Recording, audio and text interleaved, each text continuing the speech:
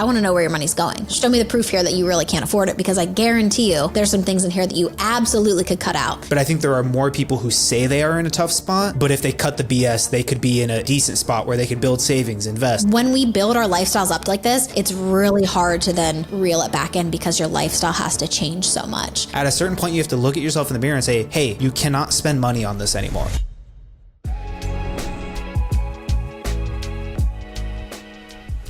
Welcome back to the show, everyone. Lauren and I are back for our weekly episode where we talk all things money. Now, Lauren, when was the last time, whether it was on Instagram or kind of just walking around, where you looked at someone and you thought to yourself, wow, I just feel like I'm behind in life? Literally every single day. Anytime you log on to, even if you scroll a tiny bit on Instagram or TikTok, there's somebody that is on a vacation, driving a nice car, looks so beautiful in the clothes that they're wearing. But yeah, it's constant, I feel like.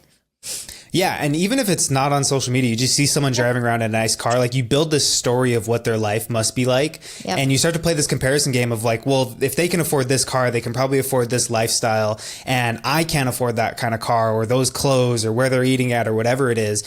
You play that game with yourself. And I feel like it's not talked about enough, but like one of the biggest things in my mind that can hold people back is playing that comparison game between themselves and these made up stories that they have about other people they see. Yeah, 100%. I feel like I was just talking about this with my friend. I live in the Chicago suburbs, and there's like a few nice neighborhoods near me. And anytime I drive through them, the houses are just ginormous. Like these are like multi-million-dollar homes. And it seems like, you know, from the outside when the kids are playing in the yard or the parents are outside, they don't look I'm sure they're probably the same age as like me. And I'm like, how are they affording this house? You know what I mean? Like this entire neighborhood is so expensive. So you just start to compare when, you know, we really don't know the background of what these people do, what kind of situation they're in or anything like that. So yeah. 100%. I mean, I see it online all the time. It's like there's never any middle ground of where I think most people fall into. It's either I'm in a very terrible financial situation, or hey, look at me, like I'm early 20s, just bought, you know, a multi-million-dollar home, or I make this amount of income. Whereas I think most of Americans sit somewhere in between that. You know, maybe things aren't terrible, but they're probably also not living like the dream life, so to speak. Yeah, for sure. And I feel like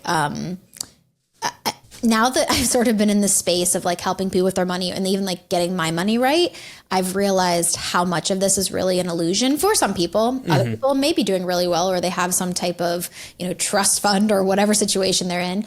But I feel like I've have such a better mindset around it now, just because I see, okay, this is not really what it's all chalked up to be. You know, we're looking at people's finances, you and I, that are, you know, we think that are doing so well. And you're like, oh, okay, this is how they're keeping up with this lifestyle, all of this credit card debt, loans, you know, whatever it looks like. So I think that I do have a better perspective on it now compared to when I was in like my early 20s.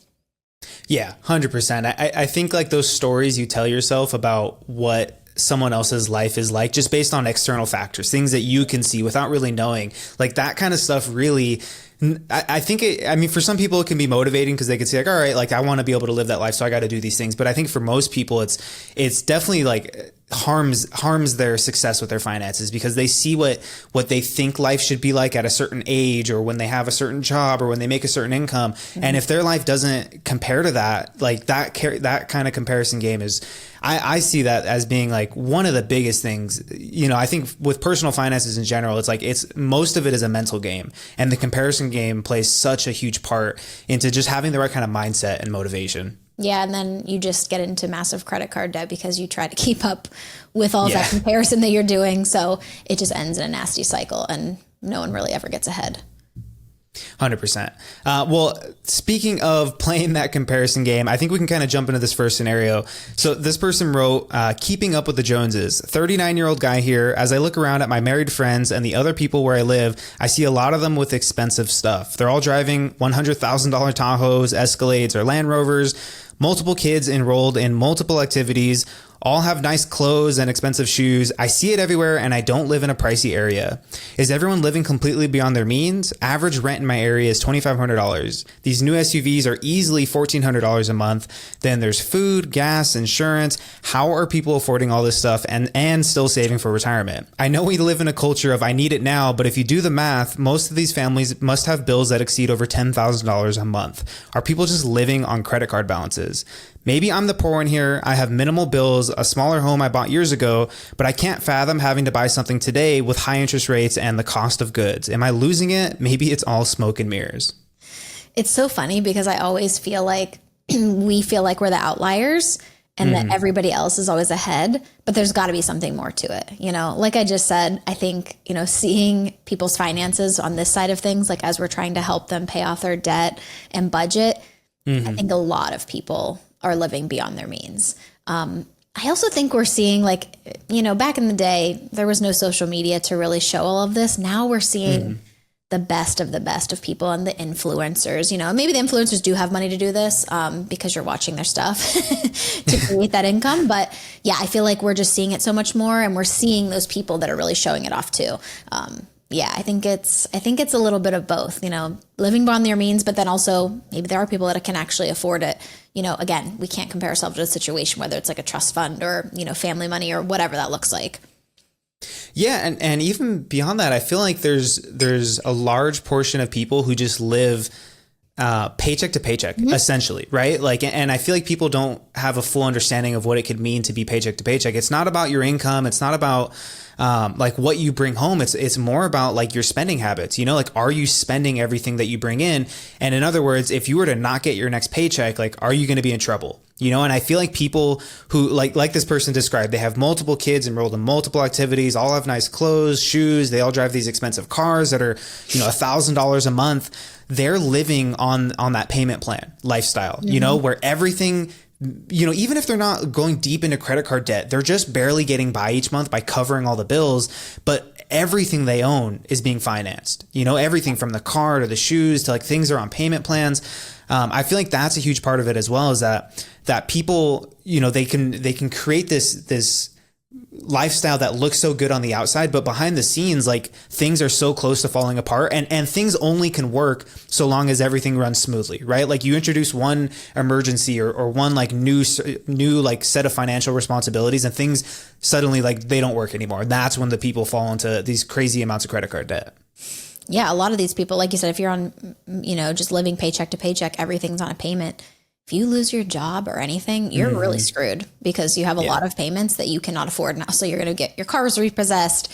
You know, house could go in foreclosure. Who knows, you know, depending on your situation. But yeah, I think way too many people, I don't know. I'm still guilty of it, even though I feel like I have a much better understanding of the people around me and, you know, what's real and what's not. It's hard not to, you know, fall into that trap of comparing yourself and what other people are looking like. But unless you really know what their picture looks like, we don't fully know what goes on behind the scenes there. So it's hard to, you know, to make those assumptions.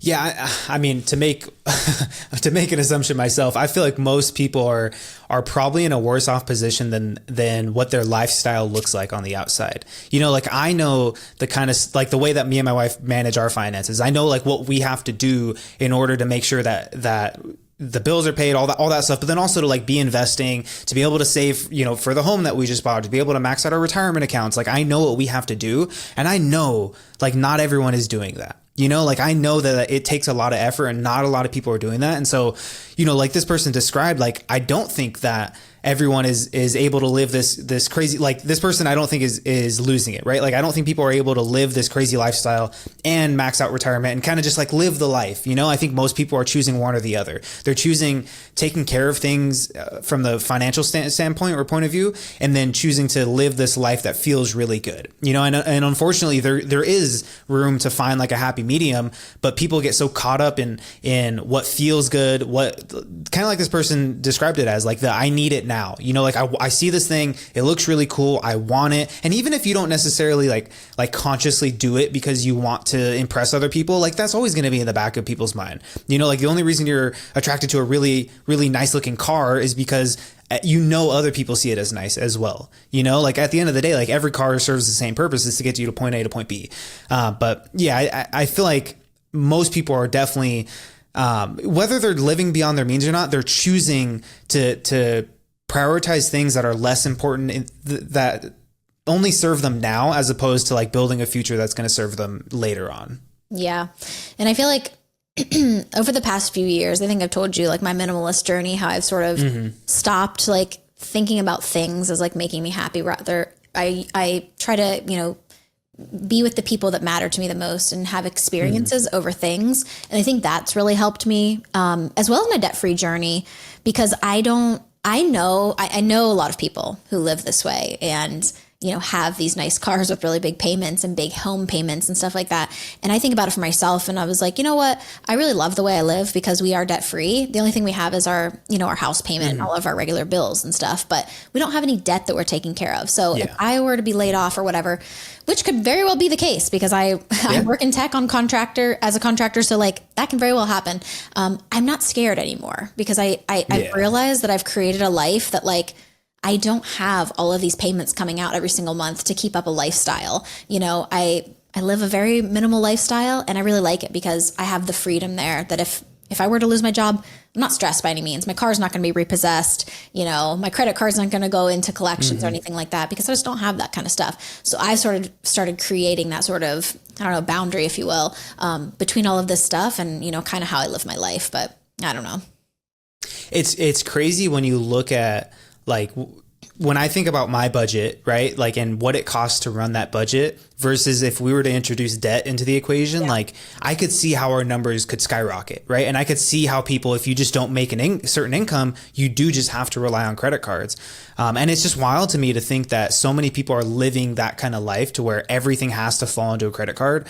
Or, you know, like the essentials have to fall into a credit card because they're stuck in this cycle of debt as well. But yeah, I mean, you said it, like not having debt, like frees up so much more than just like money, right? Like it frees up like your mind to not have to worry. Levels of stress can go way down in stressful situations because you're not worried if something bad is happening. You're like, okay, I have the money to deal with it. You know, like you said, lose your job, something goes wrong with the house, or like your car breaks down. You're like, cool, I can deal with it. Like now these emergencies turn into just inconveniences, which is such a better way to live your life. Yeah. And I feel like to get past this, it's really hard because we're seeing it in person. We're seeing it all over social media. It's just constantly in front of us. But I think you have to, like I kind of talked about how I feel about this now.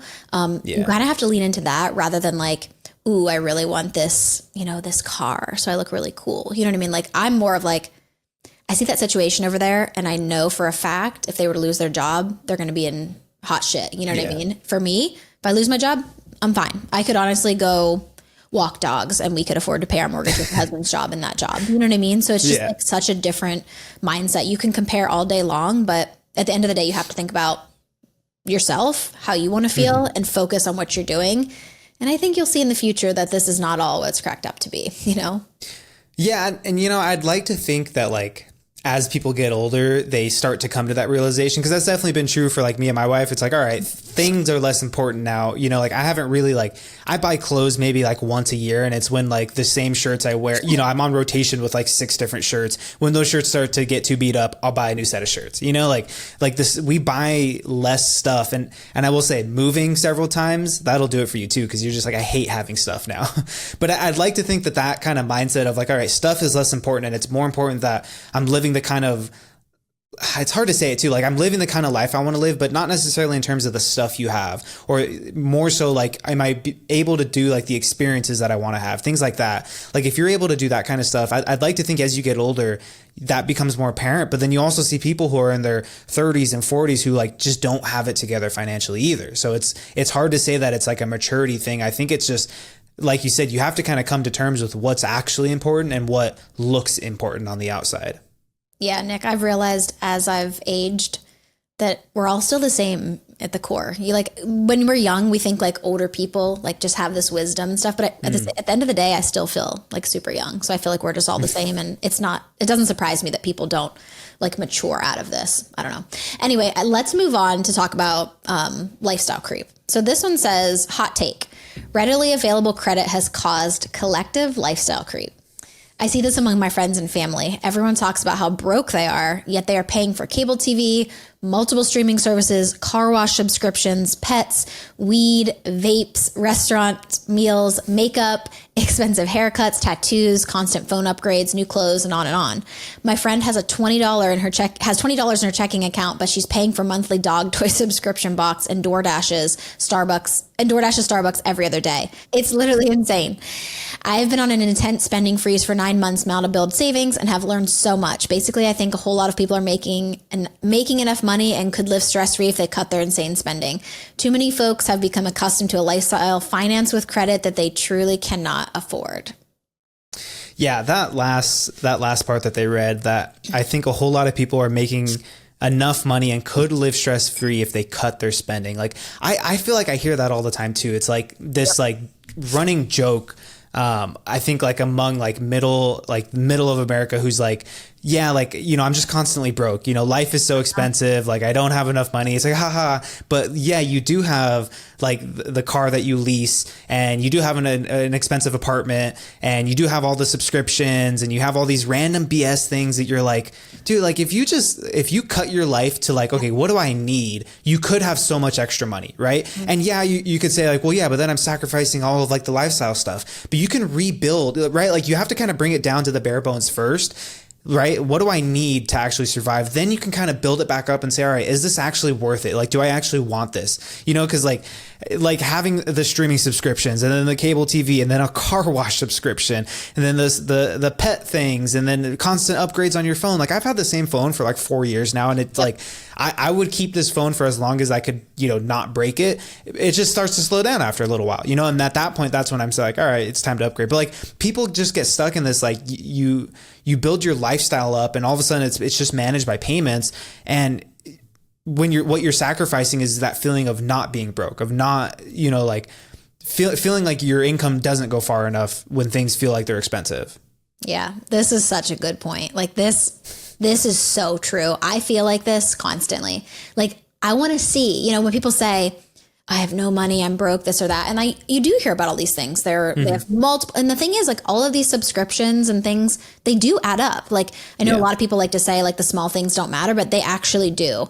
And when people tell me that they can't afford this or that, I would love to see their credit card statements and their bank accounts. Mm-hmm. Like, I want to know where your money's going. Like, show me the proof here that you really can't afford it, because I guarantee you there's some things in here that you absolutely could cut out. I know the brokest people, and they're door dashing, and I'm like, that is the worst way to use your money. You know what I mean? Like, I've door dashed like maybe a few times just because I'll just go pick it up if I need to, because I hate it. Adds so much money on. I can't even figure it out half the time. It's I'm crazy. Like, what is this fee? And then you got to tip them, and then there's like all these different things. And I'm like, I literally just paid like. One time when I got laid off one time, I did DoorDash Taco Bell. It was the best Taco Bell ever. But it was the most expensive Taco Bell I've ever had. You know what I mean? So, but yeah, I 100% agree with this person. This is like, when we build our lifestyles up like this, it's really hard to then reel it back in, because your lifestyle has to change so much. I think that's where people really get caught up. You know, think about that. Your entire life would have to change to like make this work. And so you just honestly feel like those things, like, what's the word I'm thinking of? Entitled. I don't know why that wasn't coming to me, but they're almost entitled to these things now, because that's the way they've created their life, that it's like telling them that they have to change it would be just insane, you know? Yeah. Hot take. I think Taco Bell is disgusting. So does my husband. I only eat it. Nick, that was a really bad day. I got laid off. And so I said, I don't eat Taco Bell like ever, but I like Chipotle, but, yeah, it was a bad day, Nick. So just let me have my DoorDash Taco Bell, okay? Yeah, I mean, I totally agree. Like when I hear people, like I always hear like two excuses. It's like, I don't make enough money to like be investing for retirement, or I don't have enough time to like figure out how to budget. You know, like I hear those things and I'm like, those are the two biggest lies you're telling yourself. Like one, like starting to invest for retirement does not need to take, you know, thousands of dollars a month, you know, right? Like you can start with $100 a month. And if you can't free up $100 a month, I think you're lying. You know, I think there's stuff in your, you know, and then you start to point those things out and they're like, oh, well, like, you know, it was because of this or it was because of that. And they justify it, or they're like, yeah, but like, I got to be able to do these things, you know, like there's the entitlement, or the time one. It's like, if you don't have, you know, 30 minutes to figure out, like, can I watch a few videos on budgeting? Then can I spend maybe 20 minutes a week actually utilizing a budget, you know, between putting your numbers in or whatever it is. Like, I think those are the biggest lies people tell themselves. But yeah, I think, like, I'm a really big believer that if most people, that their life wouldn't be as financially stressful if they were to take stock of like, hey, these are the things that matter, and this is all the stuff I tell myself matters because it makes life easier or more convenient, or because it just feels better, or whatever it is. And that's what's causing me to feel like I can't afford life, or I'm so broke, or all these, or like the economy sucks, or whatever it is. You know, like I think a lot of people put themselves into that situation. And that's not to say there aren't people who are in tough financial spots, right? Like I think there are still, you know, we live in a country with 330 million people. There's millions of people who are in tough financial situations. But I think there are more people who say they are in a tough spot, but if they cut the BS, they could be in a okay spot, or even a decent spot where they could build savings, invest, things like that. But you know, they decide what's important to them, and their spending is a reflection of what they've decided is important. 100%. And just to go back on what you were saying about the time thing, I hear that all the time too. I don't have time to budget this or that. I want to see your screen time on your phone. Yeah. Let me see how much time you have, because I can guarantee it's several hours a day on TikTok, Instagram, all those things, when you could be, it doesn't take that long. It takes me, how long does it take you to budget now? It takes me like 10 minutes a week max, you know, because it's just, I'll figure it out. Like, it doesn't take you any longer than that. So I don't know. We make a lot of excuses to continue to live the way we live. You know, we don't want to do the hard changes and feel uncomfortable and scared and all these things. We just want to stay exactly the same. And I think that's where a lot of people are. But yeah, we definitely called some people out, and people aren't going to be happy about this, but I think this is true. And I will say, I've worked with people in the past who, like a single mom with 2 kids, was every single dollar was going towards a necessity in her life. She wasn't making that much, you know? So I get there are people like that, but a lot of people like this that I know, they're my age, they make good incomes, they just are messy with their finances, and they refuse to change. So, hey, if that's the way we want to live, that's fine. But I think about how I don't want to work forever. And, you know, that's what keeps me going, and, you know, not getting stuck in this sort of lifestyle creep. Absolutely. I think we can kind of move on to the last point about how to actually fix this kind of stuff, right? Like if you feel like you're stuck in this. And so this person wrote, how do I fix my bad spending habits and reset to stick to my budget? I've had a hard time breaking my spending habits. I'm not drowning in debt, but I'm also not improving when it comes to managing my money. Basically, I spend my entire paycheck before I even get it, meaning when I get paid, the entire check just goes towards paying off what I already spent. I always pay it off, but I end up with nothing to save or invest. I track every purchase in a spreadsheet, but even then, that hasn't helped me overcome the mental side of spending too much. How do I actually stick to a budget? I have one written out, but not following it is where I'm struggling. Yeah, I feel like this is a lot of how a lot of people are. I also feel like there was a time and a place where I was tracking every purchase I was spending, but I didn't really have a plan for my money. I was just sort of like seeing what happens with it. And yes, I also think a lot of people are like, the stuff that they're spending on is already being financed by their paycheck that's coming in on that Friday. And that's a really bad place to be. That's why whenever I work with people, I always tell them, you know, we need to be living out of the budget, not living with like whatever's going into your account. Like it needs to be like, can you afford these things that are on your budget? Not like, look at my checking account and see what I can spend out of there, because that's not accurate. I feel like a lot of people create budgets that aren't realistic, or they have too many emotions around their budget. You know? So like they just don't want to like work with it. Whatever worked for me whenever I started this whole debt-free journey and got my shit together was just being honest with myself and really tracking everything. And then I took that, okay, did I want to be spending this? No, no, no. Okay, now I'm going to map out exactly where I want my money to, or, where I want my money to be going each month. I think you have to start there and really come to terms with what you want to be spending your money on and what you don't want to be spending your money on. They just seems like they have too much going on here, and they've brought way too many emotions into it. It's pretty simple. What do you have coming in? What goes out? Save and invest the rest, whatever. I don't know. What do you think about this one? I feel for this person, because at this, I feel for them, but also at the same time, like you gotta just do it, like, because on the one hand, like they're doing a lot of good things, right? Like they're tracking everything. They've written a really well-intentioned budget. They want to change their habits, but they just aren't, right? Like they're stuck in this space where their spending habits have control over them instead of having control over how they spend money. And I feel for that, because that's a tough situation. But at the same time, it's like, dude, you are an adult. I bet the person writing this is 20s, 30, like they're an adult. They've been an adult for some time. At a certain point, you have to look at yourself in the mirror and say, hey, you cannot spend money on this anymore. And I think if you are writing everything down, that's a great place to start, by the way. I love that this person's doing that. I always tell people, like, hey, if you want to take control of your money, that's the first place. Write everything down for a month. You'll see where all the holes are. After that, though, you got to be able to assess it and say, okay, I suck at these things. I suck at not spending money on eating out, or I suck at ordering too much DoorDash. It's okay to suck at these things, by the way. Yeah. Point them out to yourself, and then you have to take a real long, like, hard look in the mirror and just say, okay, like, if you want to change, you have to change. Yeah. Like if you want these things to be different, you got to stop doing them, and I think for a lot of people, like, stuck in this, like, yes, you should map out what your goals are, why you want to do all this stuff. But at the end of the day, like the motivation, that thing is going to fluctuate, right? Like there's going to be points in your life where you have very high motivation, very low motivation. That's always going to be a constant, like constantly changing in your life. And I think you got to replace motivation with just having the discipline to say no, like looking at yourself and saying, I'm an adult. This is the plan.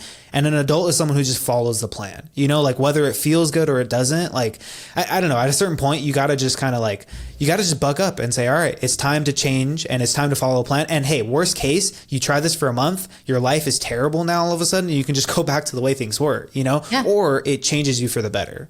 Yeah.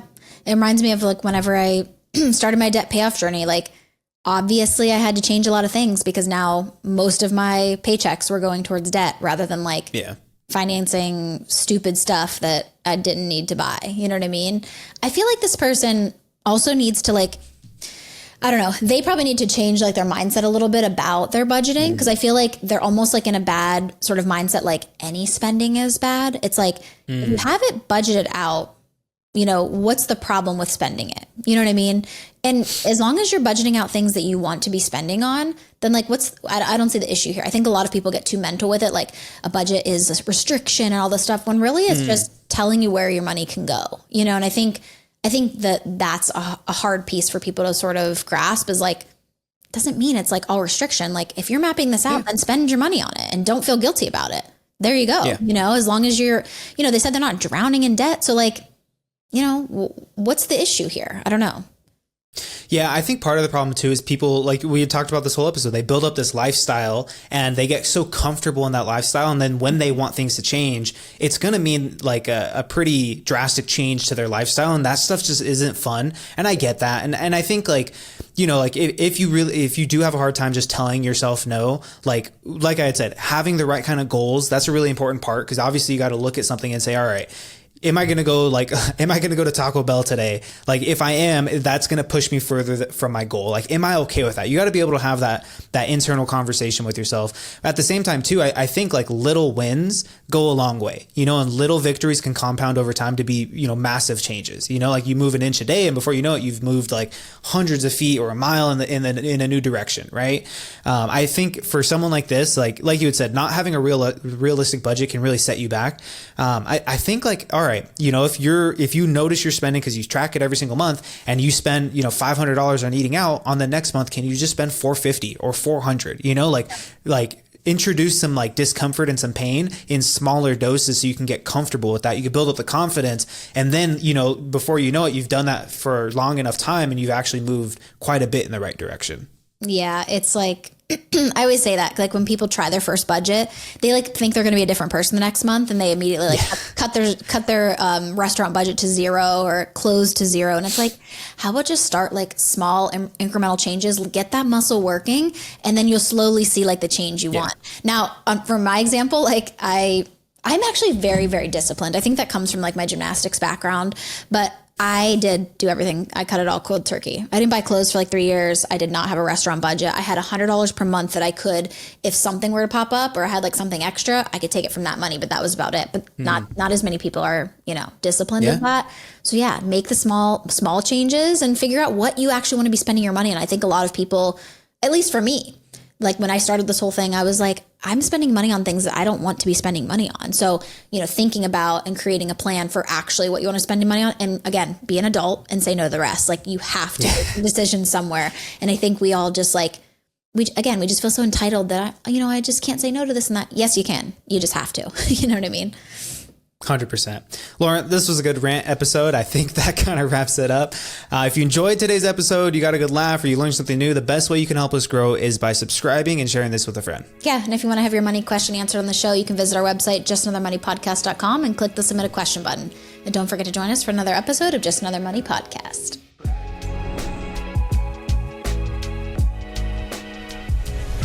The information, opinions, and recommendations provided on this podcast are for entertainment purposes only and do not constitute professional financial advice. Any financial decisions you make based on the content of this podcast are your responsibility. We strongly recommend consulting with a licensed financial advisor or other qualified professional before making any significant financial decisions. By listening to this podcast, you acknowledge that we are not liable for any financial outcomes.